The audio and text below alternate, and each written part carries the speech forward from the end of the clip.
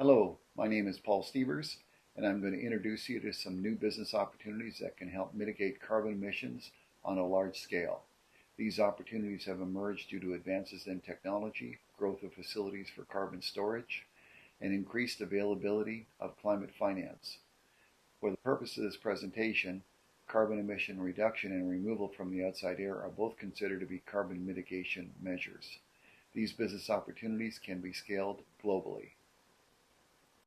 Carbon can be captured from both industrial sources such as power generation and directly from the outside air. Capturing carbon is complementary to and can be integrated with carbon-free energy generation.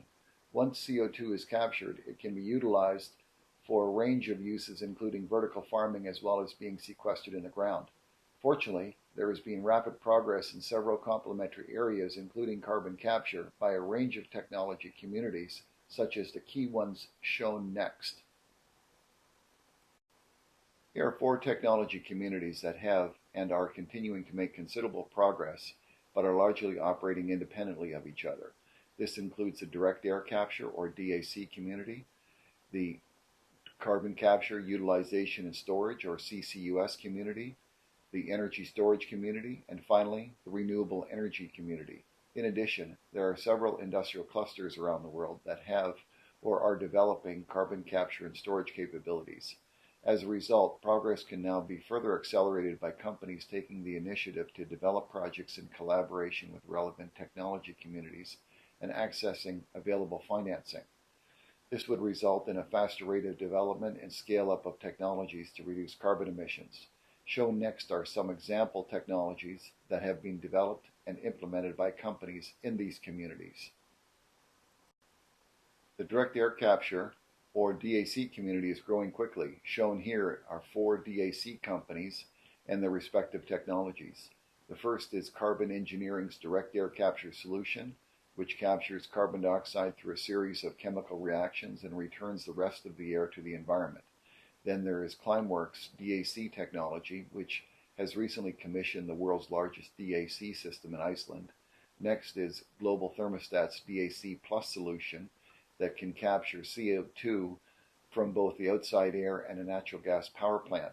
Lastly is TerraFixing's carbon capture solution, which has developed a process that works most efficiently in cold and dry climates. Shown here are examples of innovative technologies that have been developed and are being implemented by 3 different technology communities. The first is the Alum cycle by Net Power, which enables 100% capture of CO2 from power generated in a natural gas plant. Next is a large wind farm by Vestas Wind Systems, which has been manufacturing and improving this technology for more than 50 years.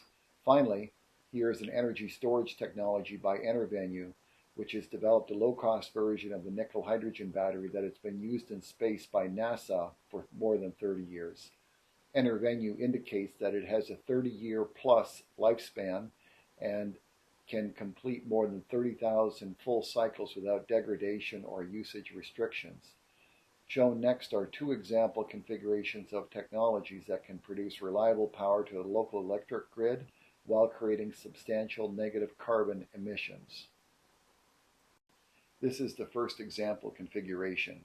It is a combined power system that includes both natural gas power plant and renewable energy farms. The natural gas power plant runs the Alum cycle, which enables 100% carbon capture while it delivers power to the power management system. This power management system is also supplied with electricity from wind and solar farms. To help manage the power more effectively, this power management system includes energy storage to manage short-term power or peaks or shortfalls. If a substantial amount of power is reduced for a longer period of time, such as if there is no wind for a few days, the power management system reduces the power to the direct air capture system of carbon dioxide. In this way, the power management system can maximize reliability of the power to the electric grid. The carbon dioxide that is captured from the power plant or direct air capture system can be utilized in beneficial ways such as accelerating growth of food in a vertical farm or be sequestered in the ground. This is the second example configuration. It includes a standard natural gas power plant and Global Thermostat's new innovative direct air capture plus system that can cost-effectively capture CO2 from both the outside air and a natural gas power plant. All the remaining components in this schematic work in the same way as indicated in the previous slide. One of the substantial benefits of this combination of technologies is that it can be implemented with an existing natural gas power plant. This can increase the utilization of this existing power plant and turn it into a negative emissions facility. There are several funding sources available to accelerate technology development and scale-up. This includes venture capital, government grants and related incentives, private grant funding, crowdfunding, and loans.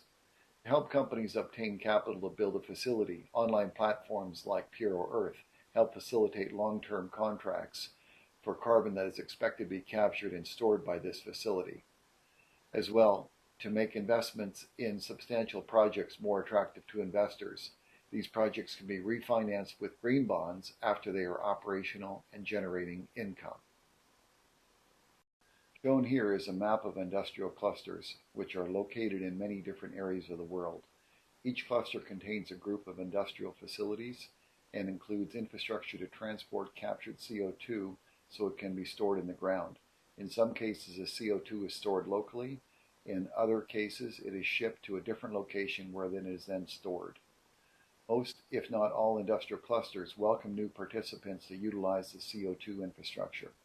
Therefore, these clusters can be good locations to build a facility that includes direct air capture technology.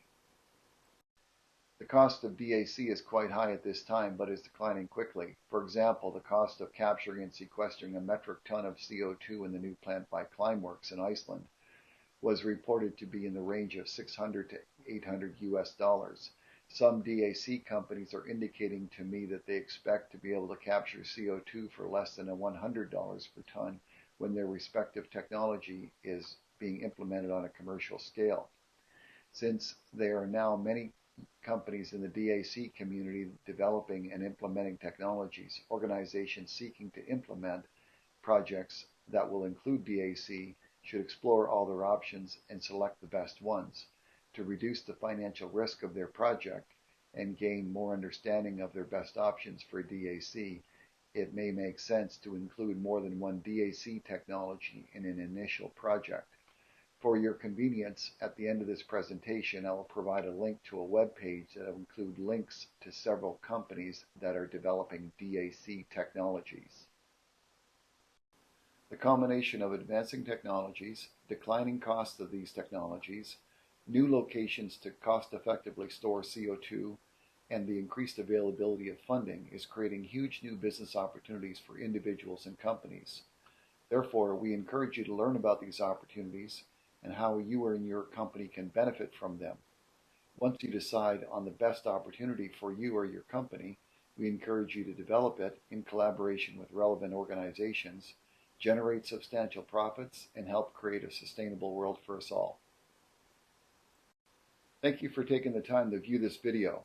If you're interested in more information, including links to websites of organizations mentioned in this video, please visit climatesan.org/ACEM.